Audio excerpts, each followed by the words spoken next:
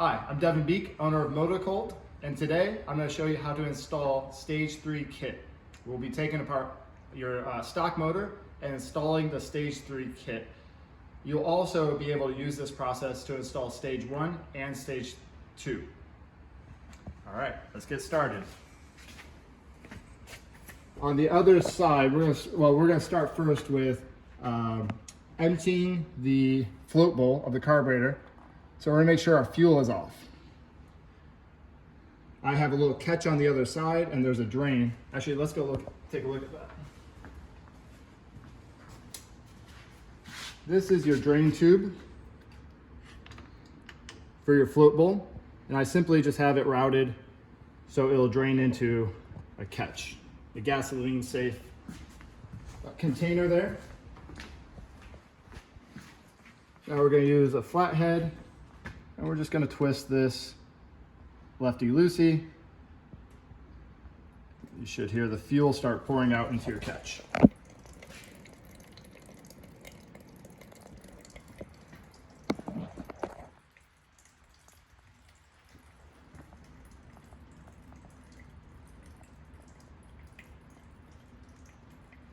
As we're waiting for that to stop, we're going to get a 10mm open end, and we can start loosening this lower intake bolt.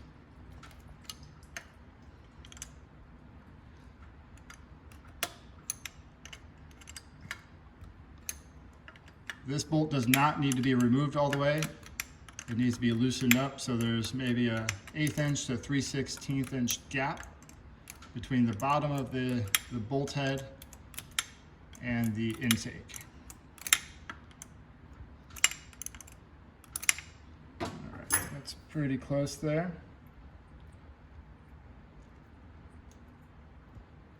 Okay, you can see the gap here. That's all you really need. Now the gas is done emptying out of the float bowl. We're gonna go and close this drain up. It just needs to be snugged. There we go. Now we're going to go around to the other side.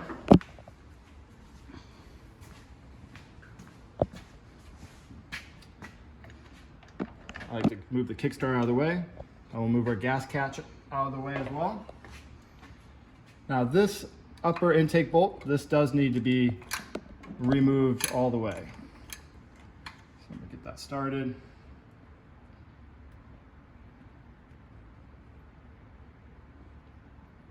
And this process, what we're going to do is we're actually going to install the new MotoCult carburetor parts.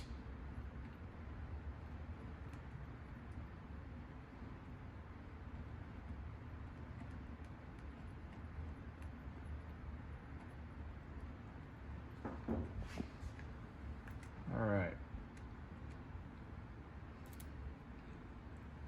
We're going to set that down. I like to stay very organized, put towels down and lay some of my dirty parts and also my clean parts on these towels just to keep them organized. Now we're going to remove the 2 hose clamps. Actually, we're going to remove just the rear one. And this just needs to be loosened up. I like to take this one and slide it up and then tighten it down a little bit. That way it stays in place and you're not going to lose it. That way when you go and install your carburetor again, it is exactly where it should be. There it is. Now to remove your carburetor, we have to slide it out and up so we get it off of that bolt. So I'm going to just slide it just like that, and then you pull it off of the air box, and there you go. Now the first step we're going to do is we're going to install your carburetor slide. I find it's easiest to do this on the bike so you're not taking off your accelerator pump cable and your fuel line. But if you want to have your carburetor completely separate from your bike, that's not a problem. So this is a stock EPA slide and needle. To remove it, we're going to push the slide straight down and bottom it out onto the cap. Take our finger, pull the cable out to the side, and then feed the end right through that. There you go. We'll set these parts down. we're gonna need the little clip in here, this guy right here. So go ahead and take that out, and the rest you can set aside. We're gonna now grab our MotoCult carburetor tuning parts. That is this new slide, this new needle, which has 5 positions, which is great. So you can do small adjustments, especially if you're in different weather conditions or altitudes. You can really dial in your carburetor with just moving this little clip up or down. And you're also gonna get a main jet. If you're installing the Stage 3, you're gonna have a 112 main jet.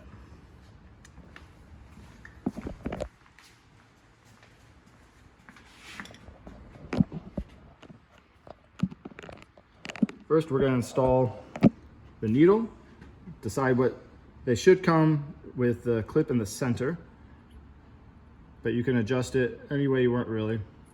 Put it in, and then this guy, it's a little tricky. You can use a pair of pliers if you want. You pop it in, and then I'm gonna position it so it's clear of the cable slot down there. Okay. Now we're ready to reinstall the slide and needle.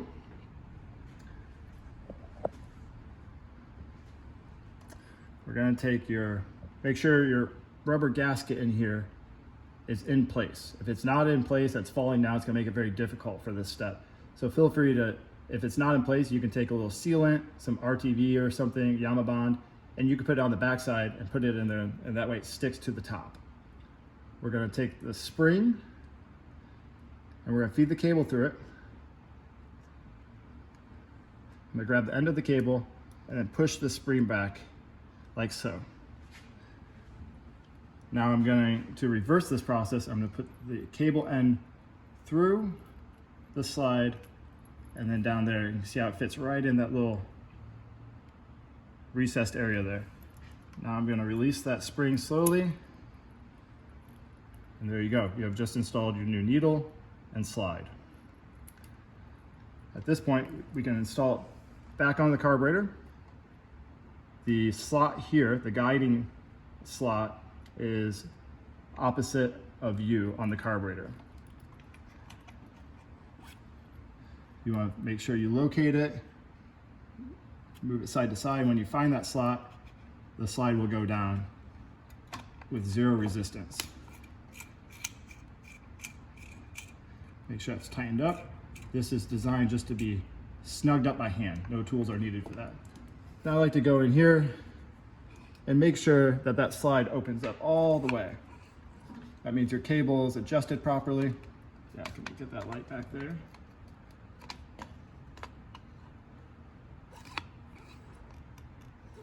All right. Now we're gonna move on to the float bowl.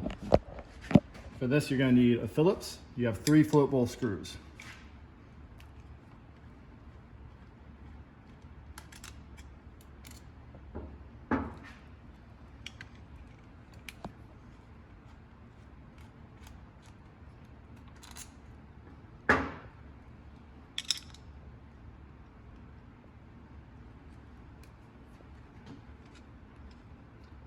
Now notice I'm holding the carburetor body with my hand as well, supporting it. I do suggest doing this with the battery cover on. That way you're not exposed to the battery positive there. You don't have to worry about creating any sparks or anything like that, especially around the gasoline. All right. You want to be very careful at this step because you don't want to tilt your carburetor sideways. If you do, just like that, your float pin can just fall out, and that can create a little bit more problems. It's easy to put back in, but if we can eliminate that, that would be great. So first thing I like to do is we're going to inspect the float bowl and just make sure that there's no debris. Feel free to blow it out with compressed air or some sort of solvent. Just make sure it's clean. Inspect your gaskets. Make sure your gaskets are free of any cracks, tears, or they're not deformed in any way. All right.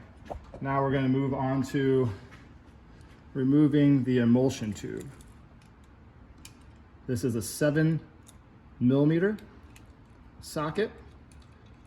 or open end. That's what that looks like. I'm gonna hold this, and then make sure I got a nice flat head. Break that screw loose. This is the main jet. And all the jets have a number on them. This one's a 115. Comes pretty rich from the factory, and so even after we increase the horsepower and the torque, we're still down jetting. Most people think that you have to go up in jet size. That's not always the case. So before you install the jet, hold it up to the light and make sure that passage, a tiny hole in there, is clear. I always like to blow through it. Make sure your hands are clean, because a small piece of hair or dust or dirt can get stuck in there and your carburetor tuning will be thrown off. So I like to install this back in there. You can also install the emulsion tube first back in your carburetor and then put the main jet in, but I'm going to do it this way. Once again, I'm keeping my carburetor upright so we don't lose the float pin. Install that. Emulsion tube back in there. I'm just going to snug that up. It does not need to be cranked down. Now we're ready to reinstall the float bowl. There's one tricky part to this, is that you have an accelerator pump over here, and there's this little flap here. And this sometimes can fall down. So when you're reinstalling the float bowl, make sure that this pump is up as far as it goes. If I'm doing it like this, it's going away from me. Making sure everything's in place here. And I'm going to install this float bowl, making sure that this little area here, this little accordion rubber piece, is put into place. Sometimes they can get caught and you don't notice it. So that went on really easy. Actually, just once again, I'll show you. That's how it should go on. That's the way it should look. Now we're just going to reinstall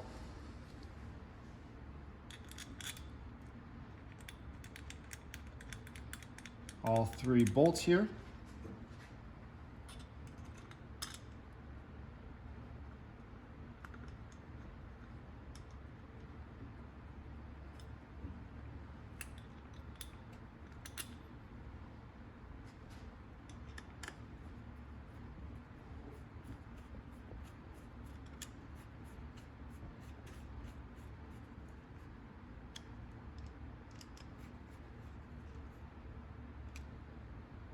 And these float bowl screws, I'm just snugging them up.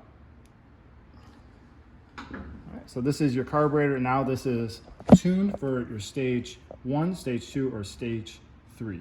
So whatever parts you get with your stages, those are the parts you're gonna follow these steps to install in your carburetor, and your carburetor will be ready to go for whatever stage you ordered. Next, next, we're going to remove the exhaust.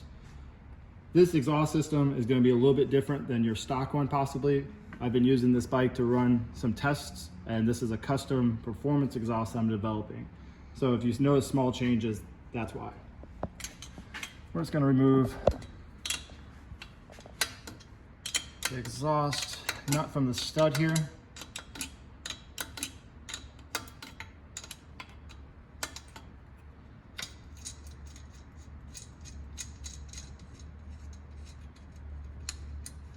And we're going to go around to the other side, remove the other side.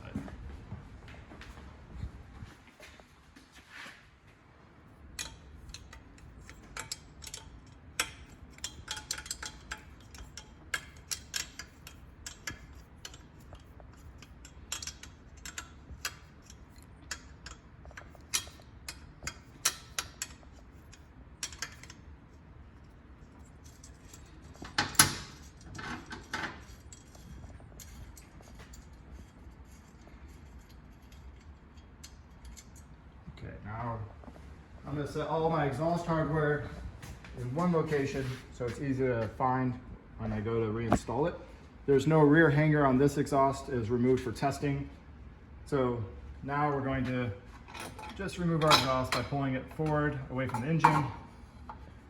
And this one snakes around the brake pedal. There we go. Now we've removed the exhaust. Just take the exhaust and set it somewhere out of your way. Now we're going to remove your flywheel side cover, and we're going to start by removing the front sprocket cover. This one's already off the bike. If it's installed on yours, most of these CG250 engines, you just use an M8 socket, and you have a bolt up here and a bolt down there. There we go. Just like this. So you just remove those two bolts and you pull it out, and this is what you have.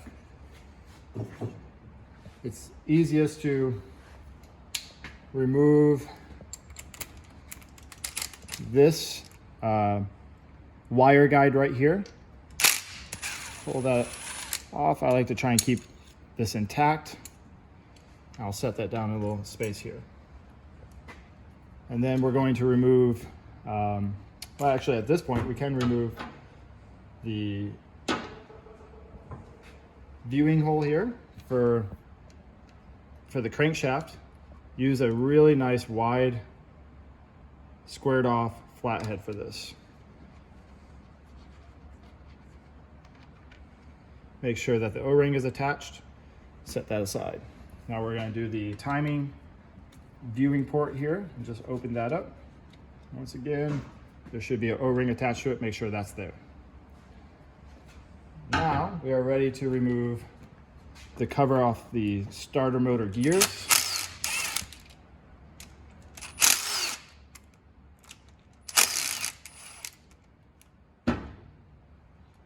This is a press fit and it has an O-ring on it, so it takes a little bit of wiggling to get this loose.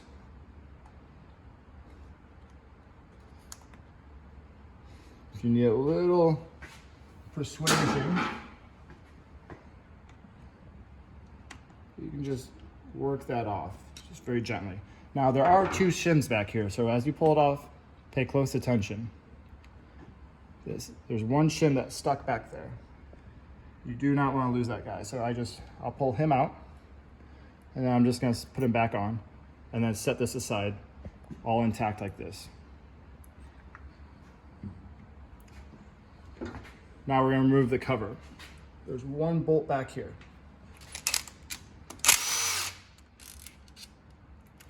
Then we're going to set all these aside.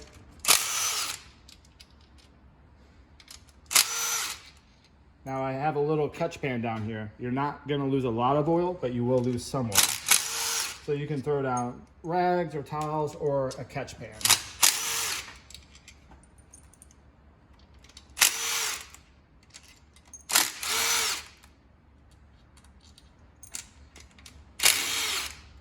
So some of those bolts are hiding, so you want to make sure you get all of them. In total, you should have, let's take a look. 1, 2, 3, 4, 5, 6, 7, 8. Make sure you have all 8 of them, otherwise your cover will not come off. Now we're going to pull this off and just work it off slowly, making sure that your gasket isn't stuck to the cover and your case at the same time. That's a quick way to rip your gasket. If it is that way, you can use some sort of tool to pry it off either your case or the cover. We're just going to pull this right out. You want to be careful here too, because you do have some shims on this guy as well. And if you want to, you could take that out, but just pay attention to the way that you remove it. I like to you can just let this dangle to the side or set it on something so it's not putting stress on your wires.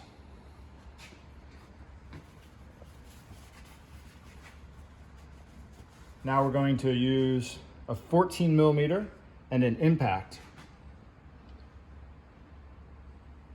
14 millimeter socket and an impact, and we're going to remove this. And this is lefty loosey. I like to just hold on to it, spin it.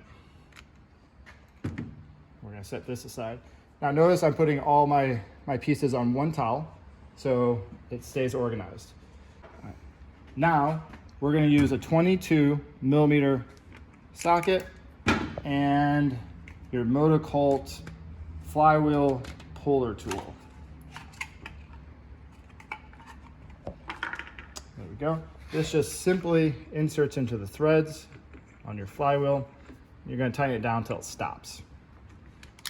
I like to hold the flywheel, and then this is righty-tighty. You just go until it spins off. I like to pull that out. Now you may find the flywheel came off by itself. Sometimes this will come off with it, and that's okay. Those two just go together like that. It's a one-way, it's a ratchet, so your flywheel will turn this way, but will not go backwards. And at this point, we're going to pull the crankshaft seal out. To do that, this is a specialized seal puller. You can see how easy that is. Now, if you do not have a seal puller, I'm going to put this back in to demonstrate. You can use a flathead, but I recommend just going to Amazon or AutoZone or a local shop and getting a puller so you're not doing it this way. It's a little tougher. You can see how different it is versus the actual tool.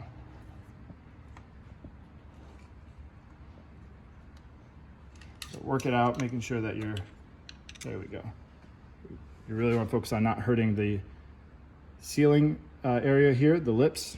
And we're going to go ahead, and at this point you can put this one aside because you have a new one with your all your performance kits. So we're going to set that one aside and install a new one when it comes time. So at this point, we're ready to start taking off the top end.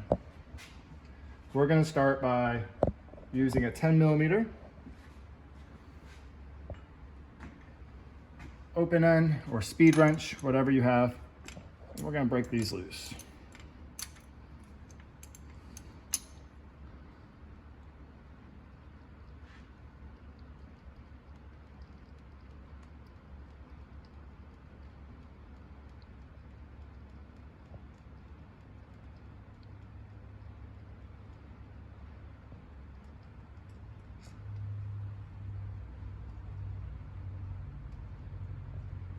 Now, since we're starting on a top end, what I'm going to do is get a new towel, and this will be for the top end of the motor. So I'm going to set all my top end parts organized over here.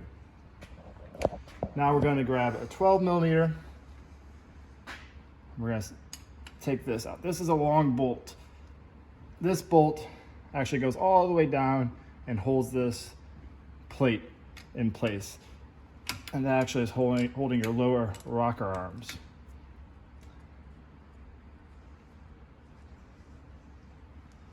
See if the speed wrench will fit that. No. There also is a copper washer at the bottom of this flanged bolt. So just make sure that stays intact with the bolt.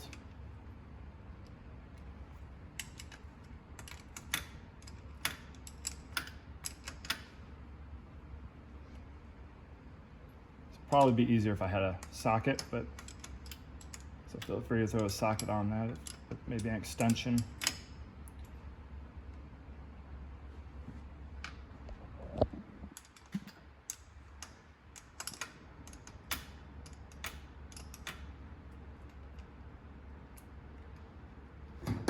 See what I can. There we go. Now you can see that copper washer I was talking about. Oh, we're going to set that aside. Now we're going to remove the valve cover. You can use, I'm going to use a 10mm 1/4" drive with a deep socket there.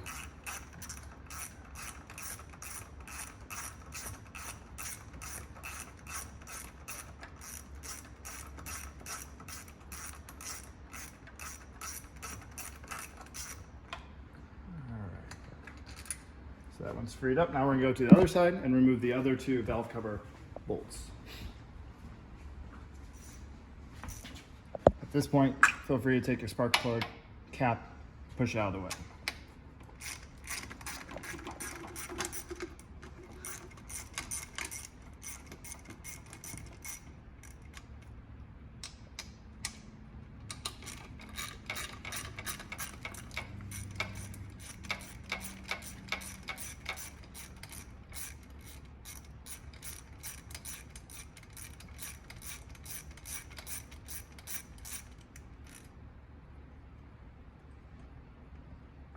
As I remove these, I'm going to set them with the other valve cover bolts just to keep them organized.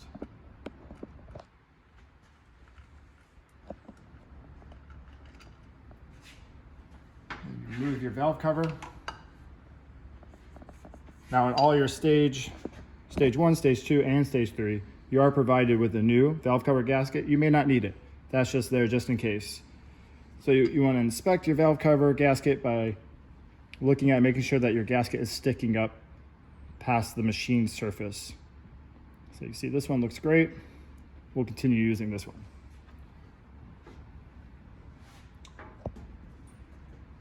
I'm going to go ahead and remove the spark plug at this point. 18mm.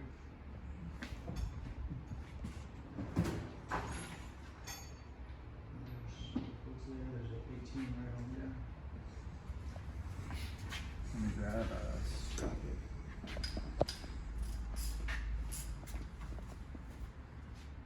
Now we're going to remove the spark plug.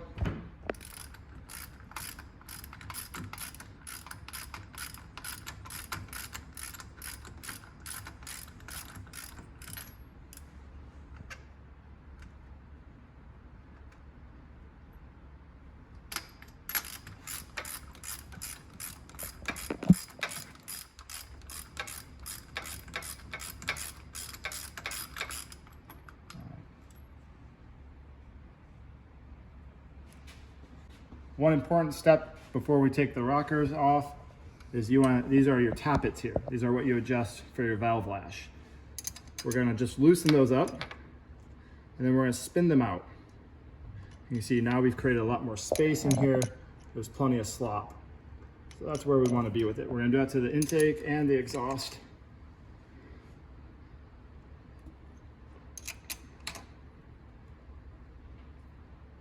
That one's closed on me a little bit. I'll use my MotoCult valve tool just to spin off the tappet adjuster here. Right now the engine's in the intake stroke, so there's some pressure on that.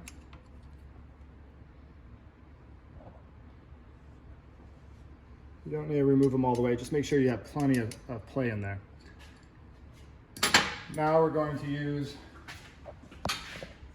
a 12mm short socket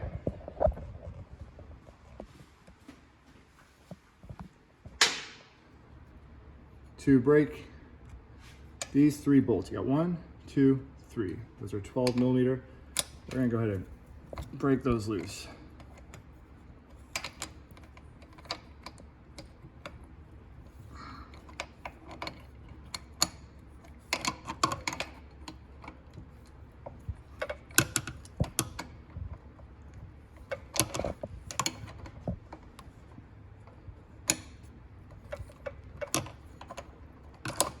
We'll try that. And we'll use a 12mm socket to pull this off the rest of the way. Now at this point, as I remove hardware from the top end, I'm going to set it aside on this side of the motor because I'll be reinstalling them from this side of the motor as well.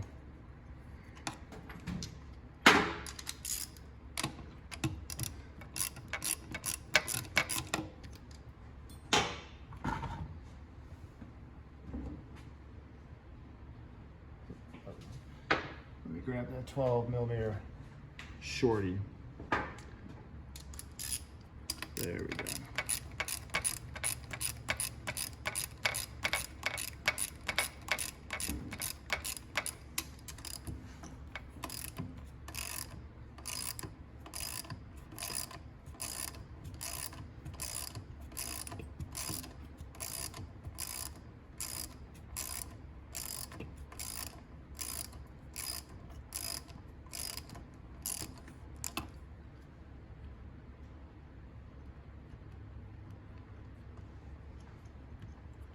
Get more towels behind you.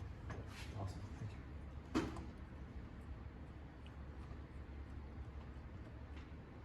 Keep in mind that there are the copper washers to these, like so. So as you remove the bolt, you want to make sure that that copper washer stays intact, so because you don't want it falling down into the motor.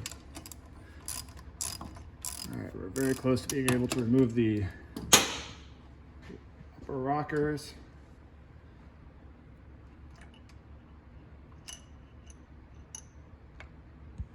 So I've removed the upper rockers, but I was very careful as I pulled it away. I was not lifting up the push rods here, because if you lift up the push rods out of their position, they could fall down in the motor. We can get them out, but it's just easiest to have them like this. So I'm gonna set the rockers aside. I'm gonna pull one of the push rods out and then the other. They're the same length, so you do not have to worry about your front one or your rear push rod.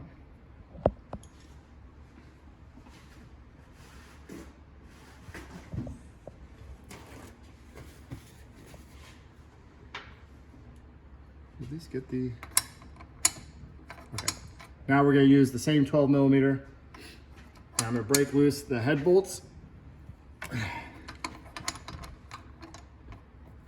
Now this motor's been taken apart many times, so those were pretty easy. You may find that you have to use quite a bit of force to break those free, and that's okay. So I'm going to get those all loosened up to the point where I can probably just use a small socket and remove them by hand.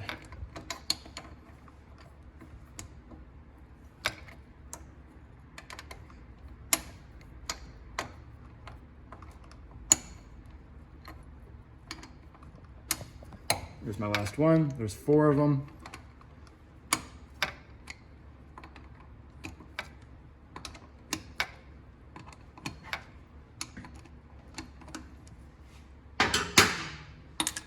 Now these have washers as well.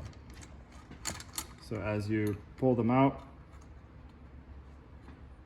make sure the washer comes out with it. If the washer does not come out with the bolt, you can use a magnet,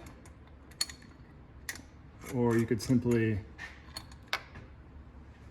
I just locate the washer, push my finger down it, and pull it out like that.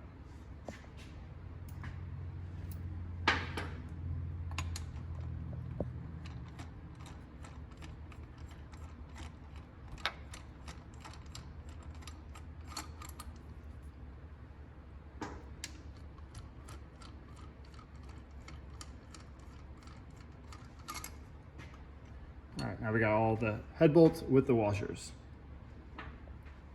At this point, we're going to remove the upper engine bolt. There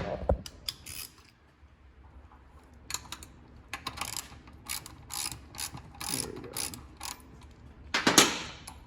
Thought I had that loosened up enough, but I didn't. All right. We're going to go ahead and put the nut and washer back on the bolt and just set that aside. Pay attention to this may or may not have come off with your carburetor. If it was still on there, now's the time to take that off.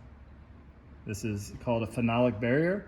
You might be wondering what that's for. That's actually to separate the heat transfer from your engine to your carburetor, and so your gasoline does not get hot and boil.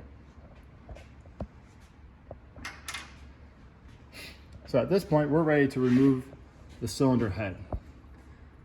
You just want to shake it around a little bit and kind of wiggle it up and down, and then you'll just be able to remove it off the studs and pull it out.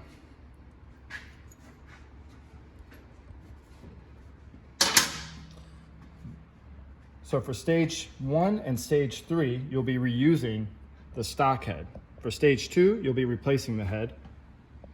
So if you're installing stage 2, just go ahead and set your stock head to the side, and then you'll be replacing your new MotoCult performance head. You can see the head gasket is still attached. So we're going to go ahead and remove that, set that aside. Now some of these CG250 engines, they have these location pins. Some of them have 3 of them, 1, 2, and 3. This one only has 2. They will not fit in the other section, so there's only 3 out of the 4 are designed to have a pin. But like I said, some engines only come with 2, some will come with 3. So I pull those out and set those aside.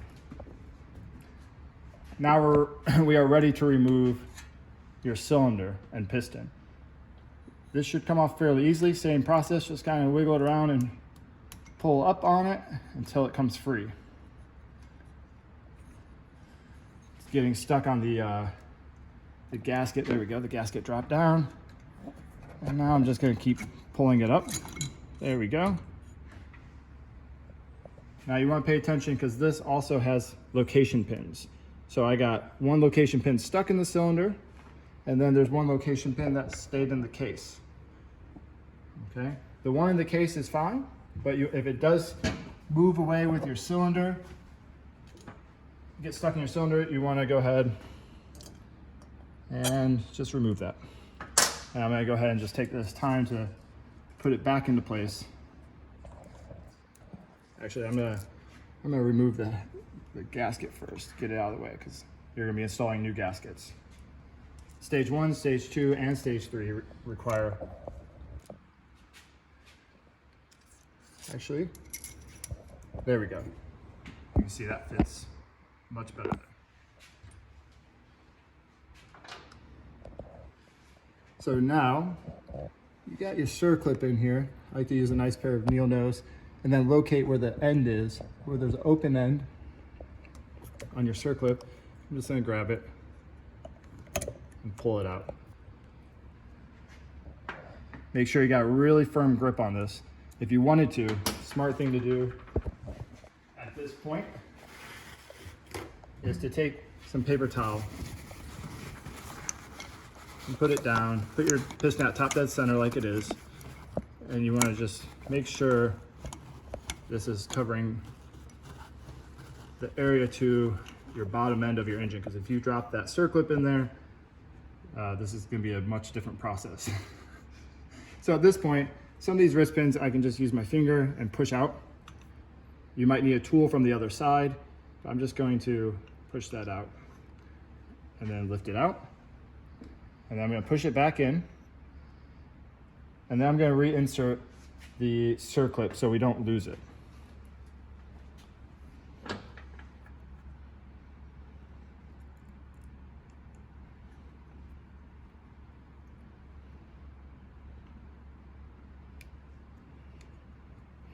And yes, these can be a little tricky, so take your time with it.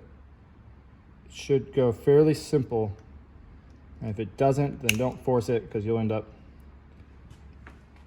warping it. So this is not in the groove. You want to make sure that you push it down and it snaps into the assigned groove, just like so. Now we can set this aside. For stage 3, I will not need the piston or the cylinder. Now we're going to look at timing marks. We're not going to need them at this very moment, but I do want to point them out to you. There's the crankshaft timing mark. It's just a stamped 0 or O. And then you have a matching one on your cam gear. So when we go to put the cam gear back in, we're just going to match those up the way they are here. To remove your cam gear, use that 10mm socket. You're gonna take this bolt out, and there'll be a plate that you remove right here. There's also going to be a spring behind here.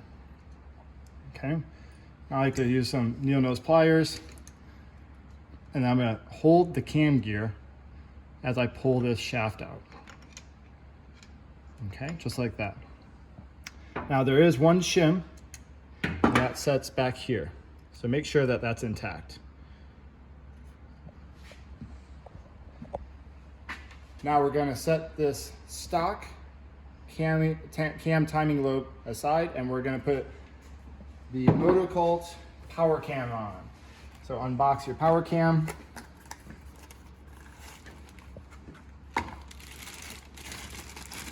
Comes fully pre-assembled, and you can see there'll be a difference. This is stock, this is the power. the power cam there. All right.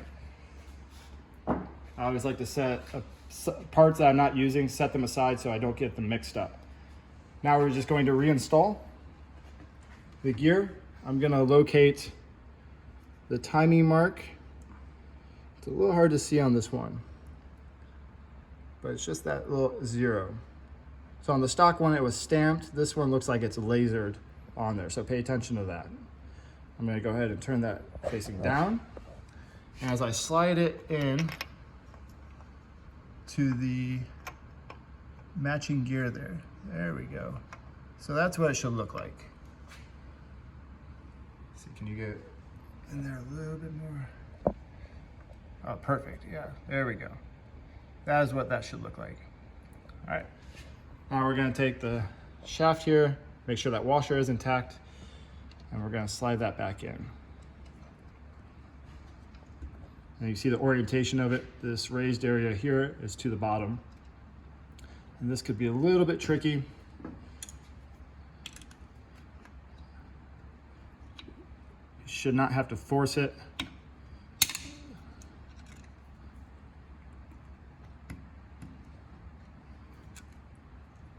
So it looks like I got it a little bit sideways, so there we go. That is not the way it should go. So let's see if we can, if it'll go a little bit smoother. There we go. See how it just went right into place, no resistance. We're gonna take the spring, we're gonna set that back in here. Now at this point, you wanna clean your bolt really well, even spray it down with brake parts fluid, brake parts cleaner, or carb cleaner, some sort of solvent. I'm gonna apply a little drop of red Loctite. You don't need a whole lot.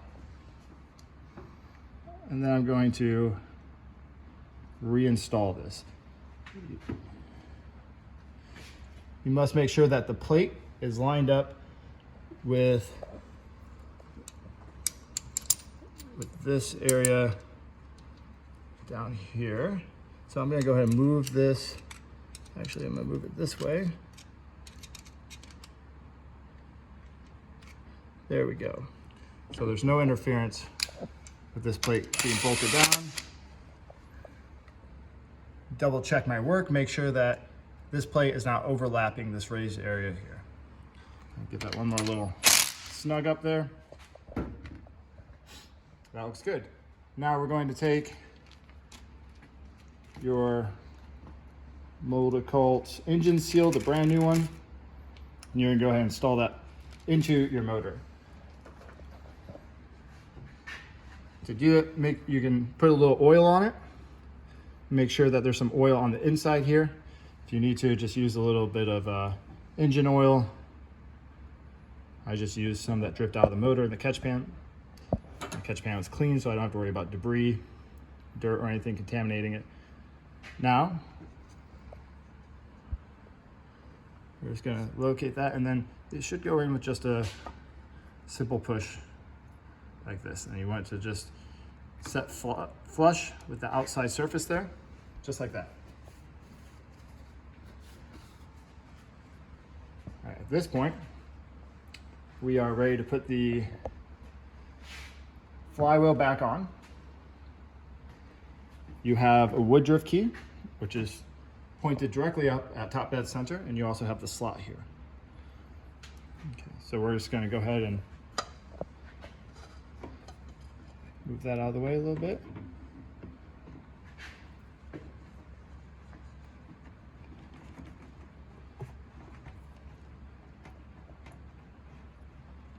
Actually, I'm gonna go ahead and just remove this and get this part on first.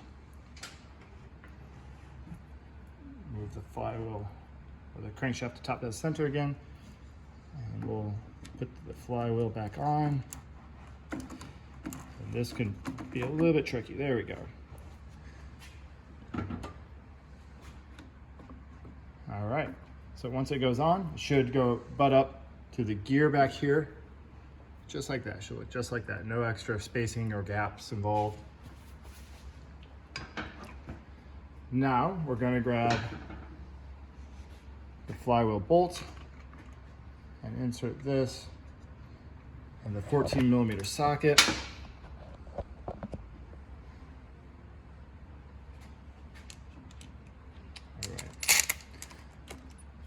Once again, I'm going to stabilize the flywheel and drive that on. Now we're ready to put the cover back on. And you can see how this works. Might as well point out while we have it off. This is your stator plate. This is what generates the power as your magnetic flywheel goes around it. Just a really simple device there. This is your ignition pickup. And there's a little sensor right here. And that's when that goes past this, it triggers it, and that sends a signal to your ignition to fire a spark plug. Also, you can see that there's 2 location dowels here. Those can sometimes be in the case still, or they can be in your cover. So I'm gonna inspect the gasket is on the cover here. It stayed on the cover, not the case. I'm gonna inspect it, make sure that looks good, that there's no debris, dirt, cracks, anything involved with that. So at this point, we're just gonna line everything up, and that magnet will want to pull it in. So make sure your fingers are not in between the case and the cover. And to get it lined up, it may take a couple tries, because you got this shaft here. All right. Actually, let's try this a different way. Sometimes I can get it, but instead of fighting it, we're going to pull the gears out. Keep in mind that there's a shim on the front and a shim on the back here.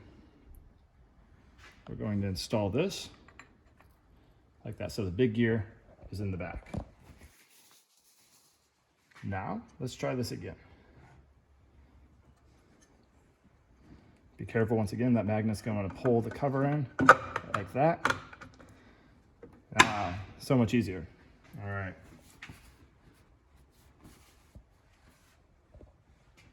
If you have a gap between your engine cases and the cover, something's in the way, don't try and tighten it down. It really should go together flush with no gaps.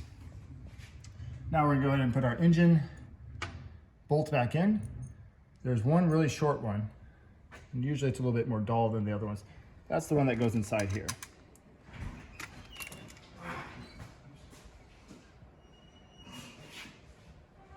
So at this point, I like to just go and kind of get them in place, but don't torque them down yet. Now you have, what do we got? Five shorter ones, and you got 2 longer ones. The 2 long ones, one will go up here in this section, and then just down here. Well, maybe not. Ah, there it is. It goes down here. So the 2 long ones, you got them located here and here. And then just go ahead and put these in place, the rest of them.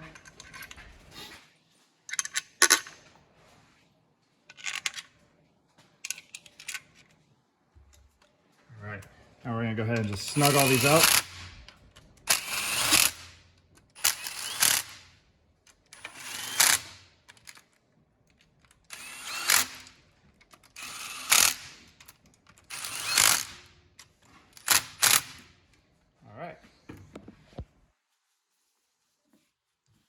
Now we're going to install the starter motor gears.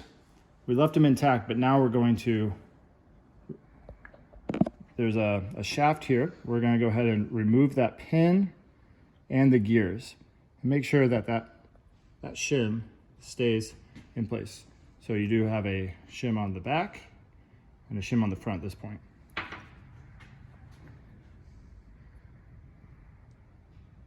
And let's see. Actually, you know what? The easiest way to do it is take that out, put that shim on there, the back shim, and then we're going to slide the gear on. And if you're lucky, it'll go right into place. If not, then let's see. We'll use this magnet and see if we can't slide it off. There we go. So I just use the magnet to pull that out, because you got to get 2 gears to line up. And it takes a couple tries. And when you find that spot, it'll go right into its position. This one's being a little ornery, so let's see. There we go. That's what it should look like. You should have, a little more than a ½ inch of that pin showing. Now I'm going to reinstall that shim. And then I'm going to install this cover. So this cover looks like these are equally spaced out first glance, but they are not. This cover only has one way to go on. So I like to just kind of, first try was golden. So I'll give you an example. If you put it on like this, you can see that maybe one hole lines up, but the other two do not. So just make sure you take your time with locating this properly. If you want to, even before you start, you can mark it with a pen, like a silver paint marker or a gold paint marker, so you know its orientation. And this just gets a little tap on there, and that gets put in place.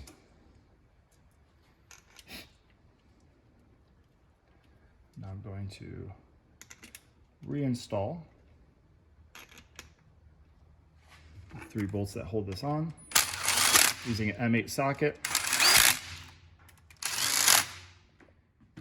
And now you can see I'm not really putting a whole lot of impact force on that, because this is just, everything here is just aluminum, so I don't want to strip anything out.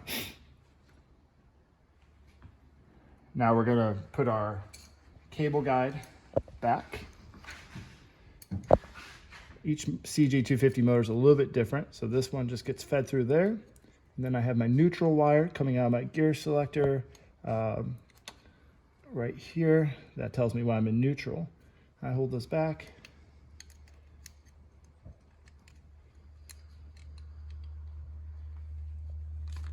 And then I'm going to put this plate in place and just tighten it down. Now you can see the wires are held back nicely. They're not going to get caught up in your chain or your gear. At this point, we're going to remove your lifters. To do that, I'm going to use a small precision flathead, and I'm going to push out on this area right here. Just push it away from you. And you can see how it starts to come out. And I don't know if you heard it, but there was a little wave washer that fell. We'll pull that out. So make sure that you're doing this on a flat surface.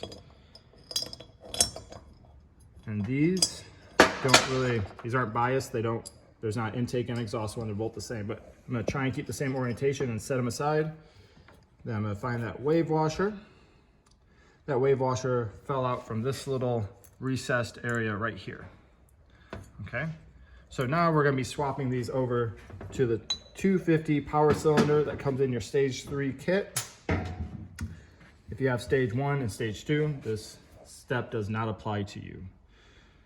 So one important thing is, these are indication marks that these will go vertical, up and down, as you install it. So this can be a little tricky. I'm gonna try and put this washer in here and see if it stays. The little trick is you can put some grease on the back of that. Actually, why don't we go ahead and do that? So we're gonna take a little grease and put it a generous amount on the back side, the high points of that wave washer. That will help it stay in place.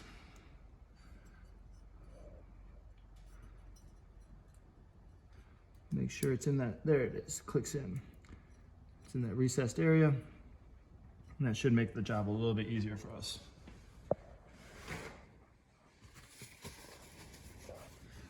Now we're going to take our first lifter and make sure that you can see there's a threaded part and the indication marks. Those are going vertical.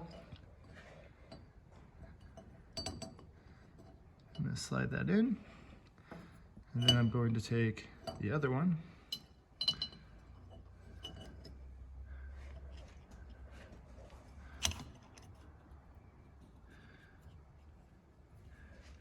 Double check that wave washer is in place, and then you're just going to push it in, and there you go. That's installed. Make sure that that wave washer is there and it didn't fall out.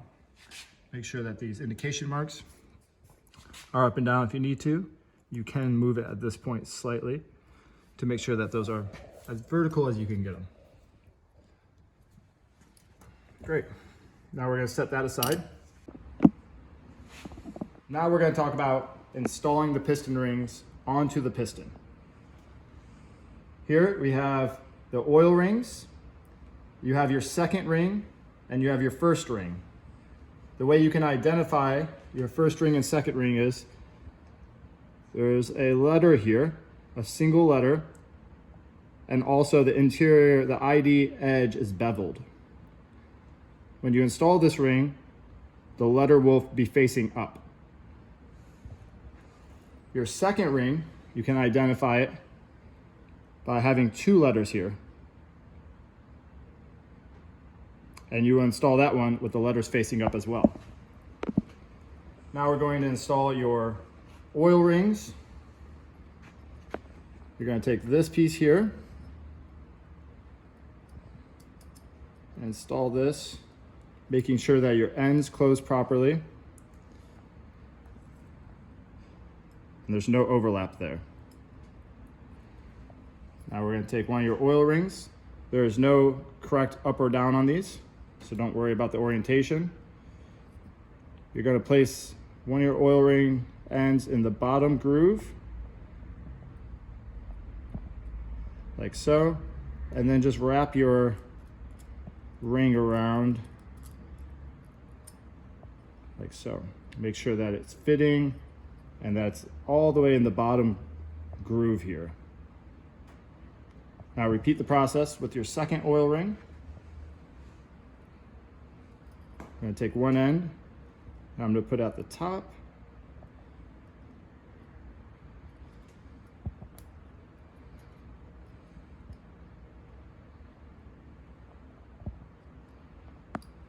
And then work it down, spiral it down just like that. There we go. And I'm going to inspect it, make sure that it's seated all the way around,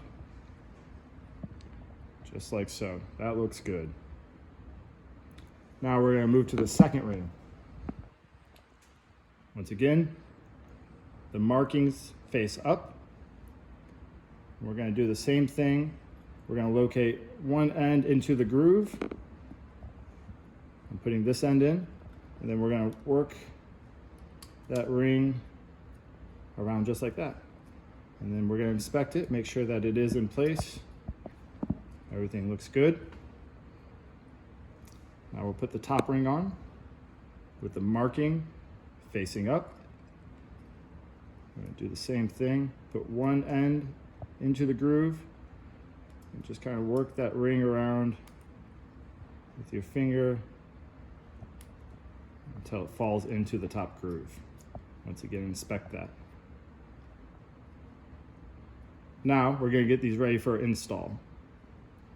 This is your wrist pin, and your wrist pin will go across your piston this way. You're going to want to put these to a 180. So put your top ring right at your intake port, and then you're going to take your second ring and you're going to put the opening of that at your exhaust port. So they are 180 degrees from each other. Then you're going to take one end of your oil ring and move it just a few degrees over to the left of your exhaust port. So I'm moving the bottom oil ring over, and then we're going to take the top one and move the top one over equal distance to the other side of your exhaust valve. And there you have it. That is how you install the rings onto your MotoCult 250 piston. We're going to start installing our base gasket. We got our new base gasket. I'm actually just going to pull this out for now. I want to make sure that you have your location pins in place. And this only goes one way. The way I install it, and just the easiest visual, is that there's a little notch out there, and that matches the notch that's out in the case. So we're going to install this and make sure that it fits over those location dials. and everything looks good. If you do have any base gasket stuck on your cases from pulling, your stock gasket stuck on there from pulling off your cylinder, be very careful and scrape those away with something sharp like a razor blade or a scraper, making sure that none of the debris falls down in your cases. The cleaner the surface, the better. It's okay if it has a little oil on it, that's not a problem. If you wanted to, you could actually add a little oil to the base gasket. It just helps it not stick if you were to ever remove your head again or your cylinder again. Now we're gonna install the piston. At this point, I'm going to take one circlip and orientate my piston so that the intake has the big browed relief right there, that is going to go towards the back of the bike. And so on the opposite side, I'm going to install my wrist pin opposite of me. So let's go ahead and install the circlip. Like I said before, take your time with these. They can be tricky. I like to try and get one end in the groove and then feed it over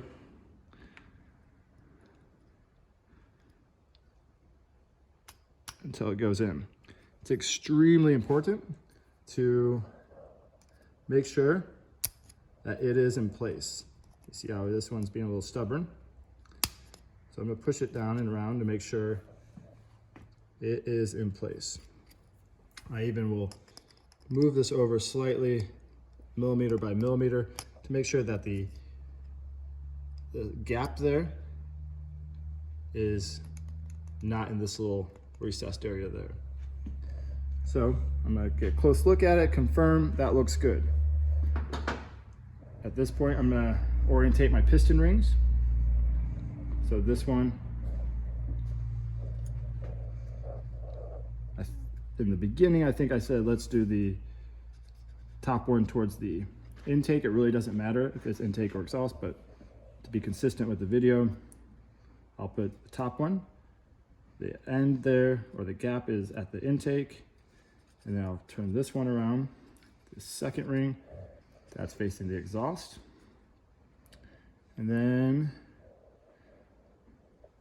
my oil rings are over about 1/8 of the way over on each side. So if this is the center, 1/8 that way and 1/8 that way. All right, now we're going to take our wrist pin. I put a little oil on it. I like to work with like a little cap or something of oil. You can dip it in. This one's already been pre-oiled for me. So I'm gonna go ahead and just slide the wrist pin in. Should go in with no resistance. Now I'm going to gently bring it over. I can actually, if I look through the wrist pin, I can actually see the crankshaft. So I'm gonna make sure it's in there. Now, I'm gonna go ahead and put some paper towel or a rag down here, because installing the second circlip can be a little tricky. If that goes flying, or I just want to avoid it dropping down in the case. So I'm gonna cover up any opening there is. Now we're gonna take our second circlip and we're gonna install it the same way. I recommend using a very nice pair of needle nose pliers for this. It makes the job much, much easier. So I'll try and locate the groove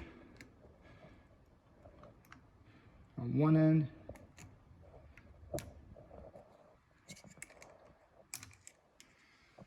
So I did make this look pretty easy. This can be a little tricky, so don't get frustrated if it doesn't work out the first time or the second time or the third time. Just take your time. What you want to really pay attention to is that you're not forcing that circlip in, because you'll end up bending it.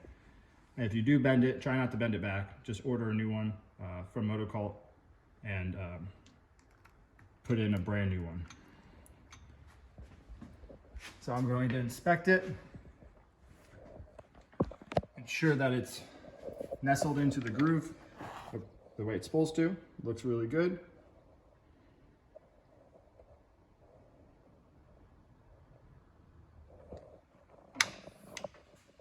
Now we are ready to install the cylinder. All right, carefully removing the rags here.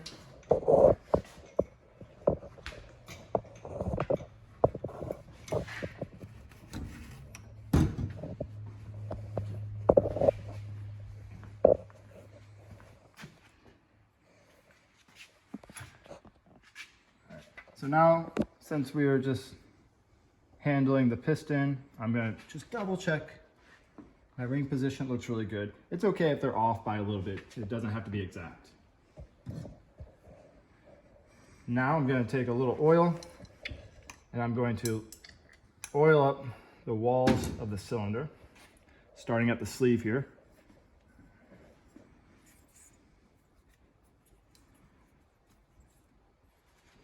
Make sure that there's a nice coat on that. This is a U cylinder, so that's why you see some chipping. I did a lot of testing on this cylinder. Okay.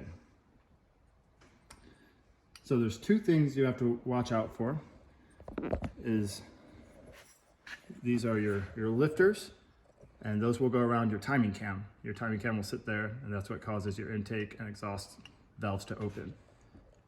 You want these to be spread open so they go around the cam, but if you open up too much, they'll sit out too far and your cylinder they'll get in between your cylinder and your cases. So a little trick is, as you install it, once we get the piston into the cylinder and you start to slide your cylinder down, you can actually just push in on this piece here and it holds the rockers in place. So I'll point that out again as we install the cylinder. All right, now we're going to slide the cylinder onto the piston. But before we do that, what I did is I took a tool with soft handles, and they're the same thickness on both sides. I put it underneath the piston, and then I lowered the piston down onto the tool using a ratchet that's attached to the crankshaft.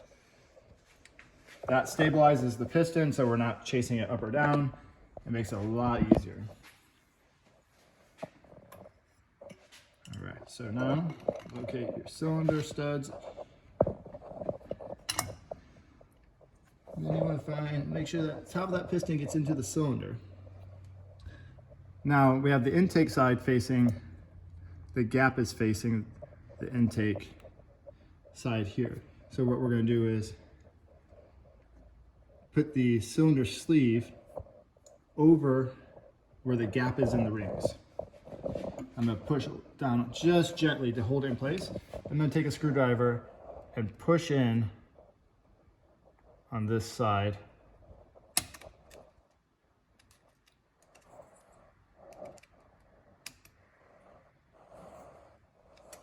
Okay, that did not work, but that's a good example of what's going to probably happen to you. So there we go. Make sure that the ring is in the groove. I don't think it was in the top groove. The top ring was not in the groove of the piston. So now it is. You can see how the sleeve is covering the open end of the piston rings. Did it again. That's okay.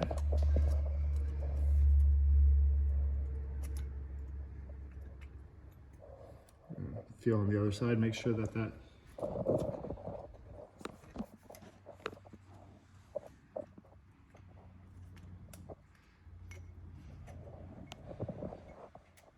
yeah, I can see feel the problem over here is that the ring is popping out of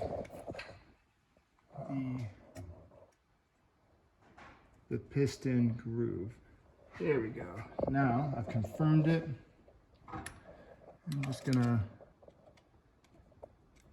work that ring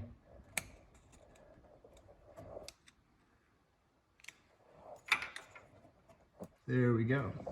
So you can see I left a small distance between the sleeve and the second ring because we don't want to compress that or put any force on that ring yet. So I'm going to make sure that this second ring is facing 180 of the top ring. So I'm going to relocate the gap in the piston ring. And we're going to repeat the same process, but now that the gap is in the front here, we're going to rock the cylinder forward slightly. Push that ring back and try and get the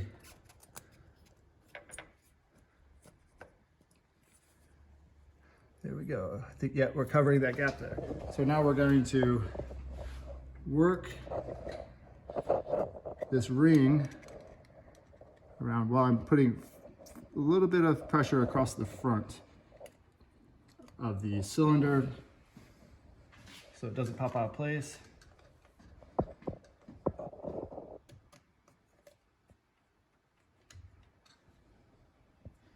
Looks like it popped out a little bit over here. That's okay. You can see I've done this many times over the years, and it can still be a little tricky. So once again, don't get frustrated and don't force anything. All right, so I just popped this all the way out, but that's okay. We'll start the process over again. I'm gonna make sure that my sleeve covers the gapped part of the piston ring.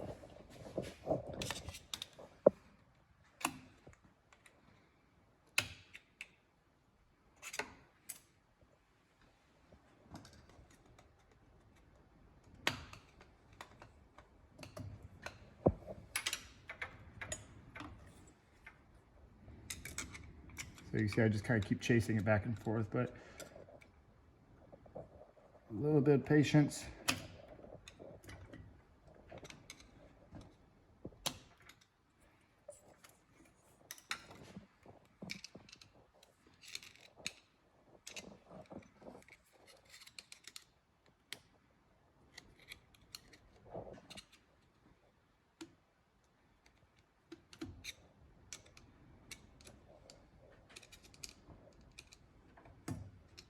I'm going to go to the other side and see if that makes it a little easier.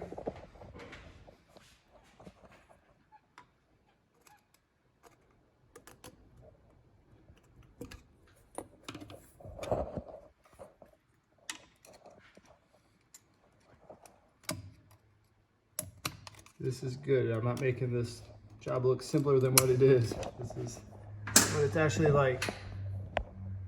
So it popped out on that side now.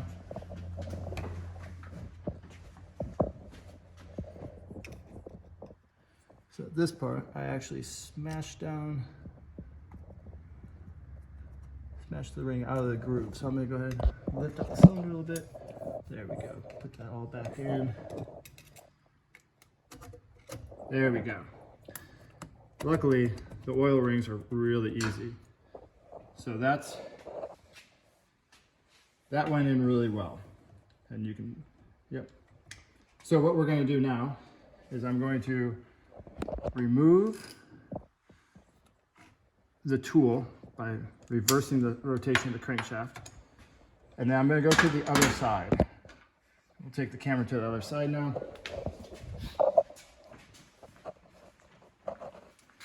Now, like I was saying earlier, this is really important, this part.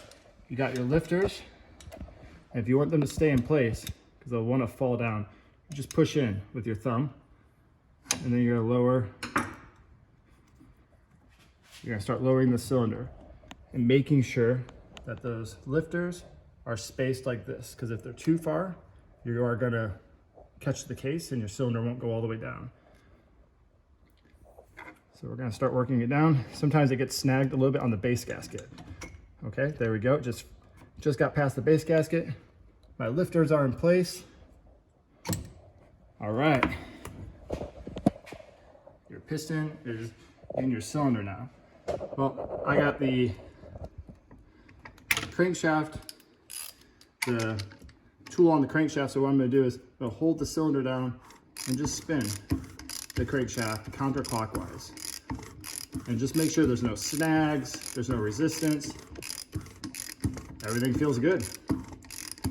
All right, so at this point, since we're on this side, we're going to go ahead and put in some hardware.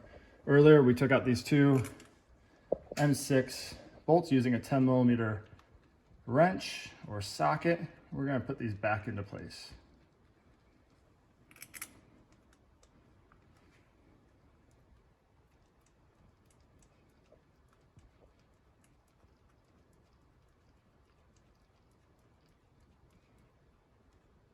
All right. this point, get those snugged up pretty good. All right. Then we're going to go back to the other side.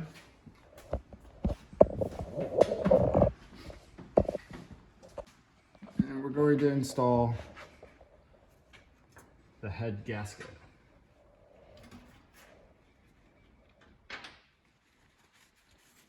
Make sure your surfaces are clean.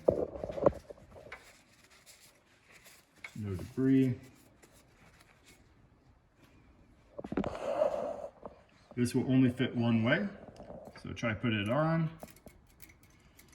All right, we got it right the first time. So at this point, there's two dowels. Like from the beginning, I was saying some of these engines have three of them, 1, 2, 3. This engine only has 2. So some of these engines come with dowels that are shorter than the others. Some of them come with a dowel that's longer. The longer ones will not work with the Stage 3. It will not allow your head to seat down all the way. So if you have dowels that are a little bit longer, go ahead and modify them so they're about 2 millimeters shorter. If you had an earlier Stage 3 kit, the dowels will not be included, but if you have a newer kit, the dowels may be included into that kit, the shorter dowels. So what we're going to do is I'm going to put these location dowels in place, making sure that they're seated down all the way. All right, they should look like that. And I'll install a third dowel, tall one, just to show you the height difference. You can see how much taller that one is, and that's what keeps the head from going down all the way, just a couple millimeters taller. So they should look like this. Now we're ready to install the cylinder head.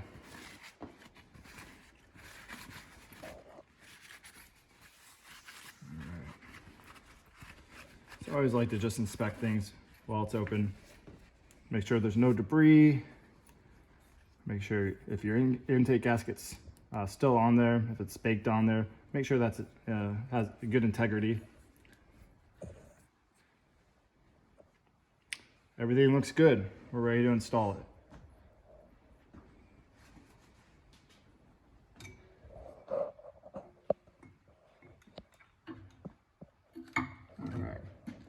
So a little note, if your manufacturer uses this upper bracket like this, what I did is I actually just took some pliers and I spread it open, bending the metal a little bit, and that allows this hanger there to just slide in and out easily.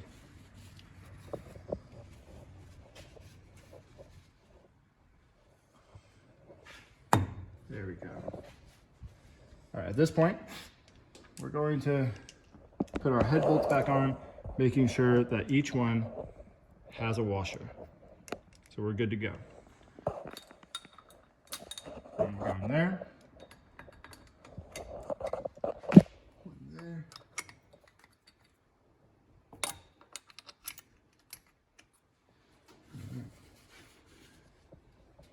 Let's see, I'm going to drive these down. Make sure this is the correct one.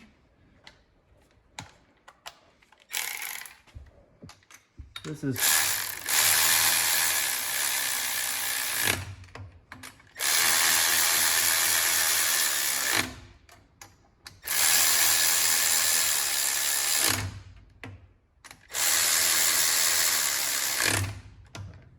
so I am not torquing those down with the impact driver. I'm going to do that with an actual torque wrench. If you don't have a torque wrench, you can actually go and rent one from your local auto parts store. eBay, Amazon, Harbor Freight, they all have really good deals on it. This one I'm using a digital torque wrench. This will actually beep and vibrate when I reach my specified torque. Some of them will click. Either one's fine. So this one I'm going to turn on.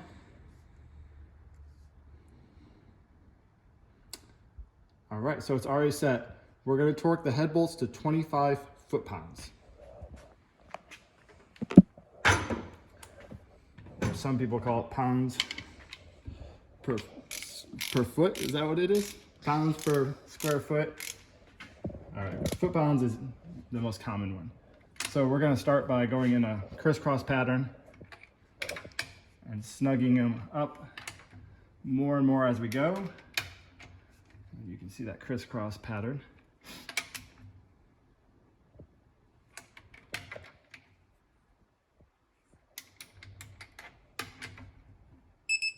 All right.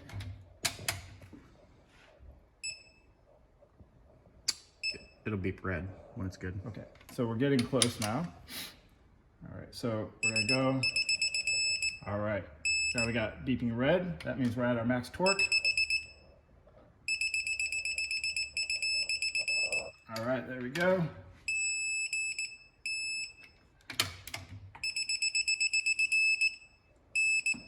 There we go. So now those are torqued down to 25 foot-pounds of torque. At this point, we're going to now install our rockers. They are held in by 3 bolts, and each bolt has that copper washer. Now, before we do that, I almost skipped a step. We're going to reinstall your push rods. To do that, let's go to the other side. I find it most comfortable to do this on this side. Now, this can be a little tricky because these nestle into, I'll show you. That's not the part I want. Well, they nestle into a very, here it is, yeah, I was right. So they have these little cups. So that's what you're aiming for. This is the top, but the lifters have the same thing. So it's a little hard to find. You can also, to add a little extra security, you can hold with a little magnet. That way if you do drop it or misplace it in that cup, you're not going to lose this in your motor. Because if you do, you have to go through and redo everything that we just did, for the top end at least. So to go through, there's a little opening, and you're going to feel around in there.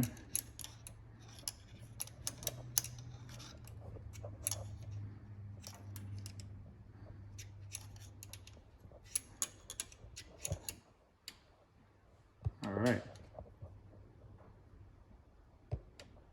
So what I do is once I think I have it in the cup, I lift it up a little bit to the left and to the right and to the front and the back, and you can actually feel the dish of the cup. And that one's in there securely. I push down on it, making sure that I push the lifter up against the timing cam. All right, let's hope the second one goes as smoothly. I'm gonna secure it with a magnet just in case.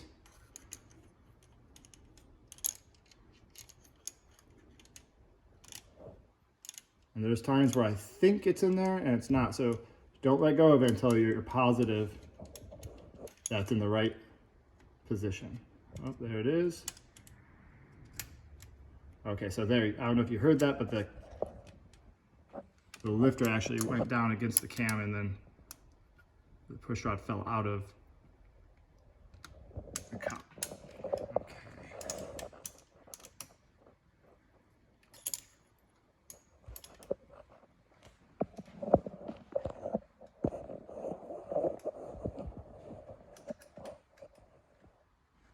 All right. All right, now I'm positive those are in place. We're gonna go to the other side.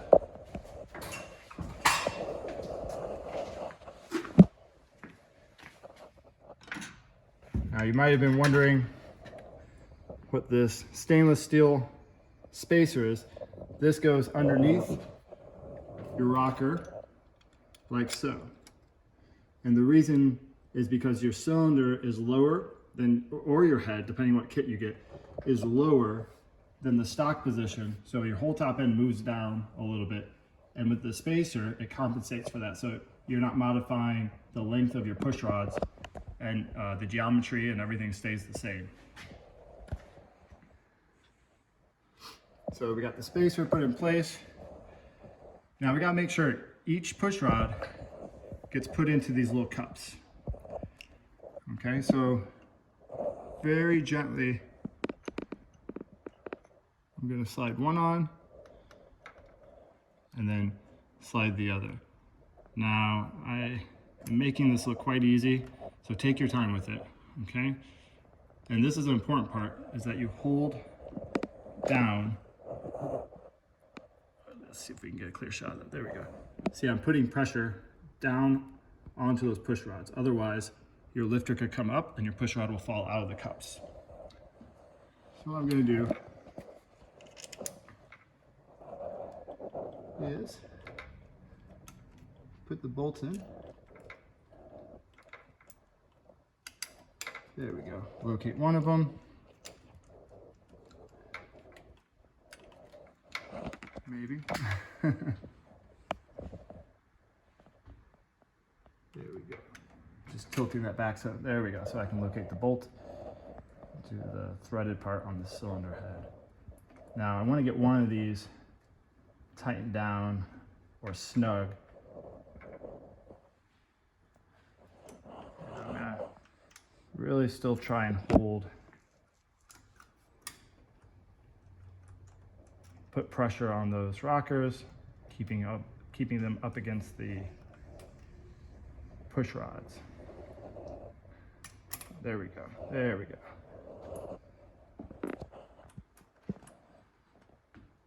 So one thing we could do while this is in place is actually back this nut off. This will make it a little bit easier. And I'm going to just lower the tappet adjuster onto the valve. I'm going to do that to both of them. And what that's going to do is just keep the rocker arms down against the push rods, so I don't have to worry about the push rods falling out of the cups. See, there's almost no movement. All right, so now we're gonna put, I got one more of these bolts.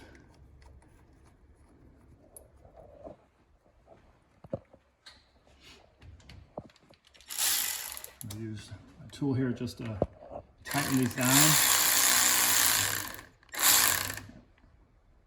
All right, so I'm not gonna get them too tight. I'm just gonna lower them. Now, I want to back these off again because we don't want to torque it down when there's resistance or pressure on anything. So I'm just twisting this off of the valve because right now it's up against it. And get it to where it's loose. Okay, you should be able to lift up, have a good distance in there, maybe a millimeter or so. I'm going to do the same to this one.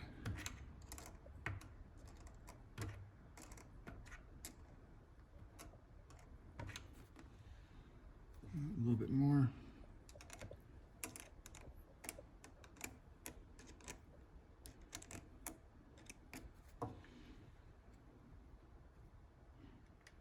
There we go. Now we're going to torque those down using a torque wrench, and I'm going to switch over to a short 12mm socket, and then I'm going to redo my torque wrench to 20 foot-pounds.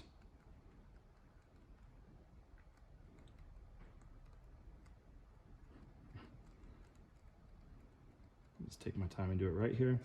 All right.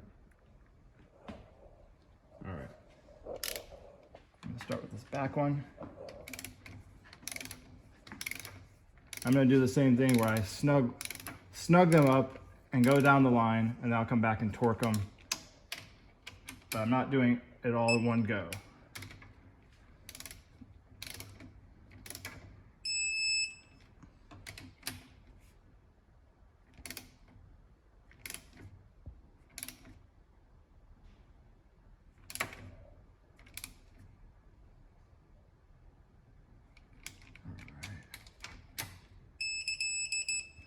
There we go, that one's 20. All right, that one's 20. All right, so those are all torqued down. Now we're ready to do the valve adjustment. So make sure that your spark plug is out. We pulled that out earlier, but if you did not take it out, now's the time to take your spark plug out. Make sure you have a little wiggle room in there. And we're gonna go to the other side now.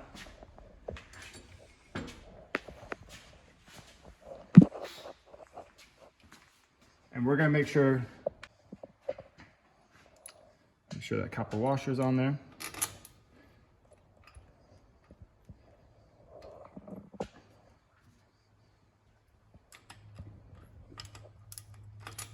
Let's see.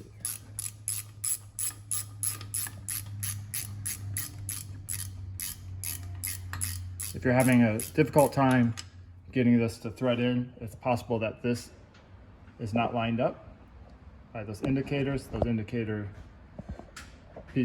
parts, the dots there should be vertical up and down with this shaft here. Let me go ahead and switch over to a socket. I think this will work.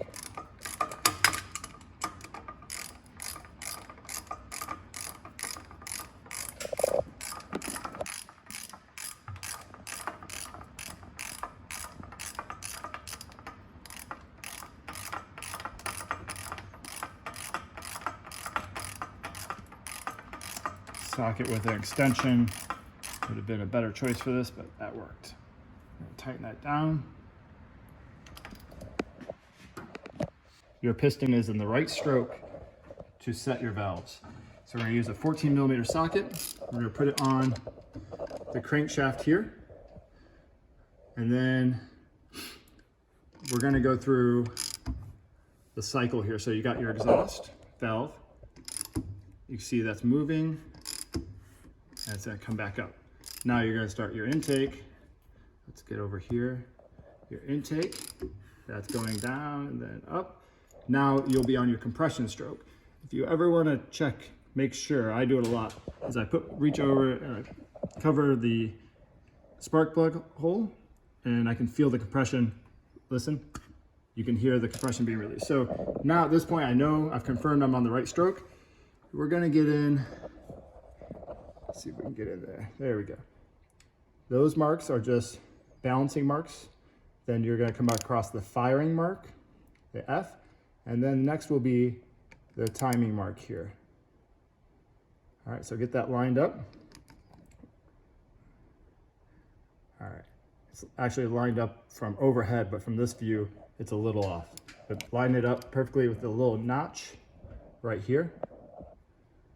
So if you want to get an overhead shot of that, you can see it's actually lined up with that. Not the T, but the mark to the right of the T. Now we're ready to go and do our valves.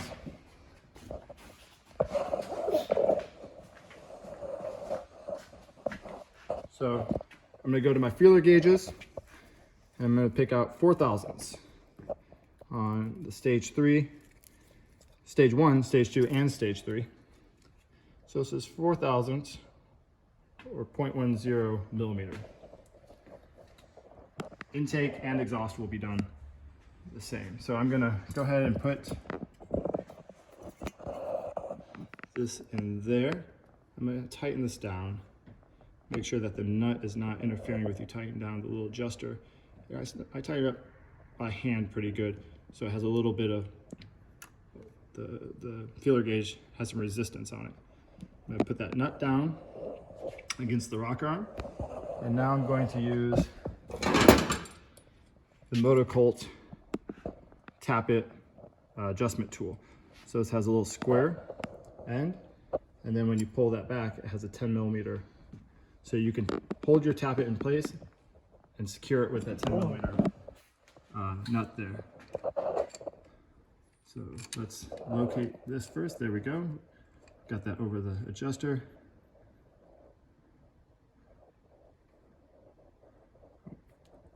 Go the wrong way. There we go. So now we can test. Okay, that one's too tight. So I'm going to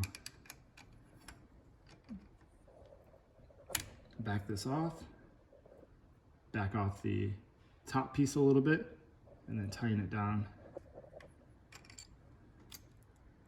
Still too tight, okay. So I'm gonna actually loosen the whole thing, back it all off, maybe 1/8 of a turn. There we go.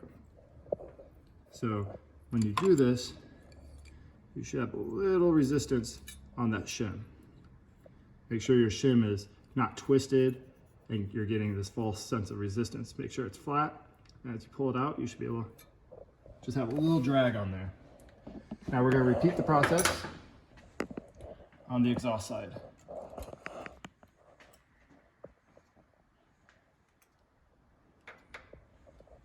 So finger tight up against the feeler gauge.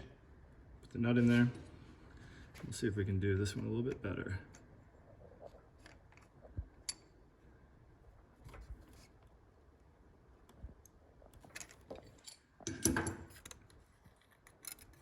Nailed it, first try. All right, so this one just has a little bit of resistance, and you can see. Also, if you wanted to, there's a check called the go, no go, and you can go to the next size up and the next size down if you want to be really, really precise. But the good thing about these engines is that they're ultra forgiving. You never want your valves to be too tight. Too loose is, you always want to be on the side that's too loose, not too tight there.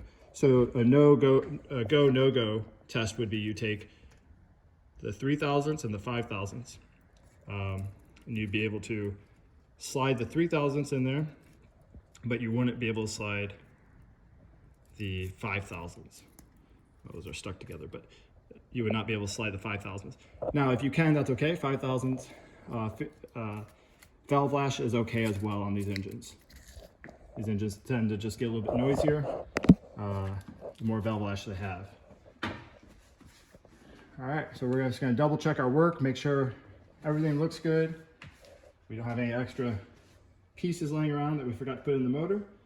Everything looks good. So now we can put the valve cover back on. That's really simple. Once again, make sure there's no debris.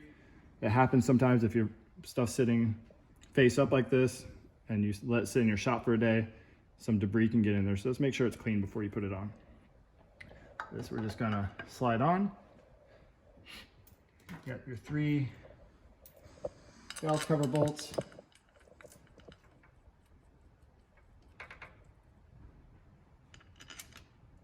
I like to put all 3 of them in there loosely before I tighten them down. So let me go to the other side and I'll just tighten this one down on this side and I'll come back to the other side.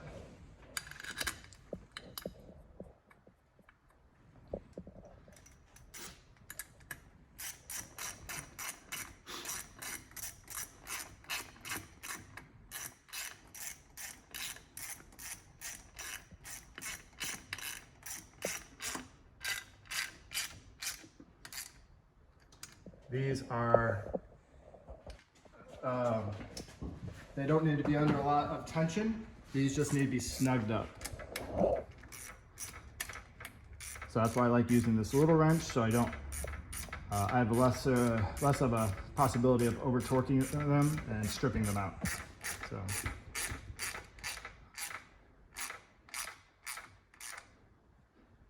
There we go. One more to go.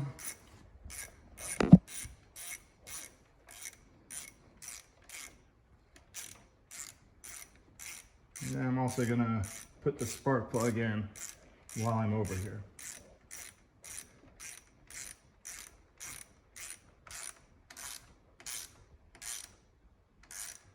So if you're installing stage 2, none of these steps are different. You'll just be installing a new head. And that's the only difference in this process. Make sure that you're using MotoCult specified head and base gaskets. Otherwise, your compression ratios will be different and your performance could be altered.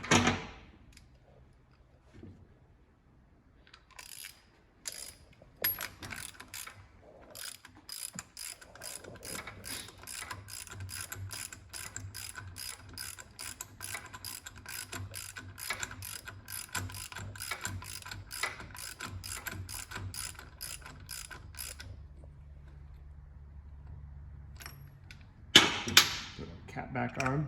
Make sure it's securely on there. Now we're ready to move to the carburetor. We got our carburetor ready to go with the MotoCult tuning specs. Make sure my surfaces are okay here. There's a little tear here, but that doesn't matter. Now, the trickiest part, I'll give you guys a couple secrets, is you want to put a little oil on the inside of your intake boot, right here. Okay, so just get that all oiled up. Now, here is the trickiest part from this manufacturer, is this little clip, or the washer right there.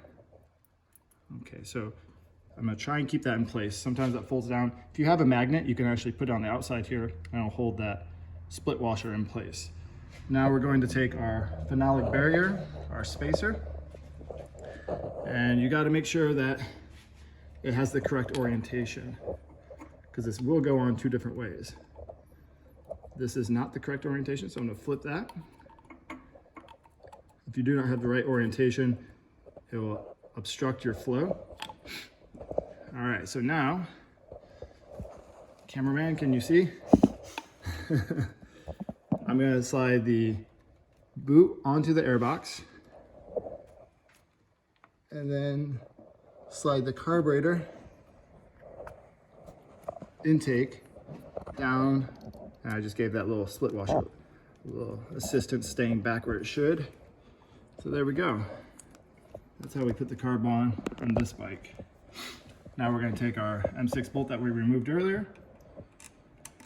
And we're going to put through there, and now we're going to locate the threaded hole on the cylinder head. Sometimes it can be a little tricky, just be patient with it.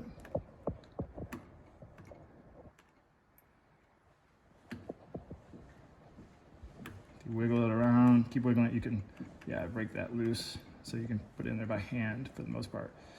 All right, so I'm going to take my 10mm open end. Once I find it. There we go. And actually, while I'm over here, I'm just going to tighten up this side.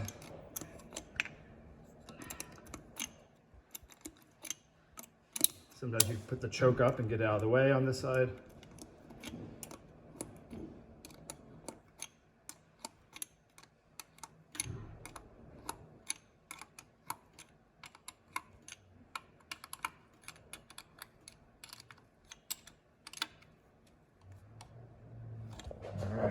Come around to the other side, and we will finish tightening up the intake.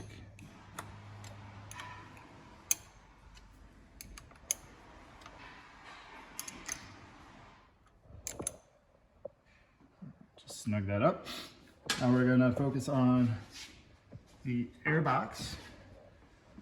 This is why we put that clamp up earlier, the hose clamp in place, so it's right there, ready to go back. All right, so now this is also an M8 on this model, so if you want to use the socket to tighten those up, you can. Also, one thing I really want to point out is, since we've lowered the cylinder and the whole top end, this bracket doesn't line up anymore. So the bolt that goes through there it'll be obstructed by the hanger on the cylinder head. So at this point, you can either take a drill bit and drill it out, or take a Dremel and just Dremel the space away so the bolt passes through freely. Another option is, if you want to remove your tank, you could make a spacer and space this whole bracket down. All right, now we're going to install the exhaust, and we're going to use the provided gasket that comes with your stage 1, stage 2, and stage 3. There is a front side and a back side to the exhaust. The flat side here will go against your cylinder, so it will be inserted like this. A little secret is, if you have some Yamabond, put some Yamabond or some RTV on the back of it, and when you install it, it will stay in place. I'm not going to use this at the moment because I already have one in there. But we'll install the exhaust now.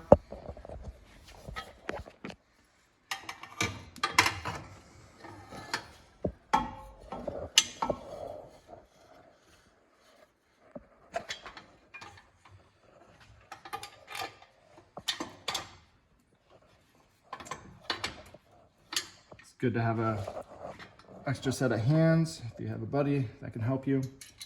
And this is also why it's really nice to have that RTV or some sort of something to hold the exhaust gasket in place. So at this point, we'll just get these nuts on the studs there.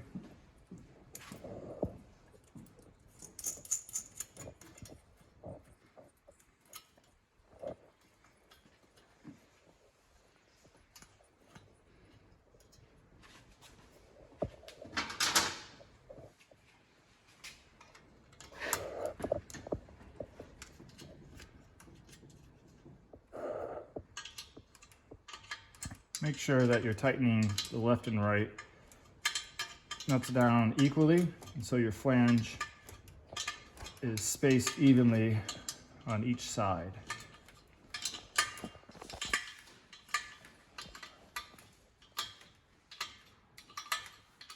So I'll go to the other side now and tighten that down, then come back over and finish tightening the other side.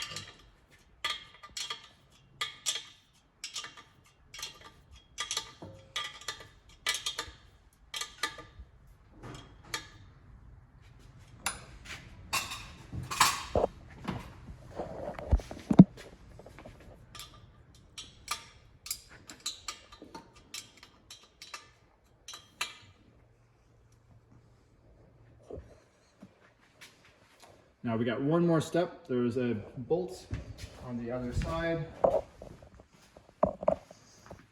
And while we're over here, I'm going to check these just to make sure that since we've torqued the cylinder down that they didn't come loose. Everything looks good there. We're ready to put the covers back on here.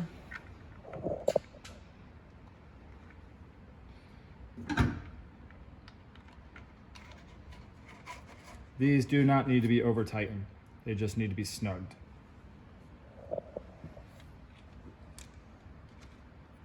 Same with this one. If you have your chain guard cover, we're going to install that this time. Now we're going to go back over. Right side of the bike here. We're going to check a couple things. We're going to make sure that our oil level is good, because we did lose a little bit of oil in doing this work. So I just moved the bike vertical and we have enough oil. That looks good. You can easily add more by adding oil through your oil fill hole here. Second thing we're going to do is turn on our fuel and just do a little bench test to make sure we don't have anything coming out of the overflow tube or leaking from around our float bowl gasket.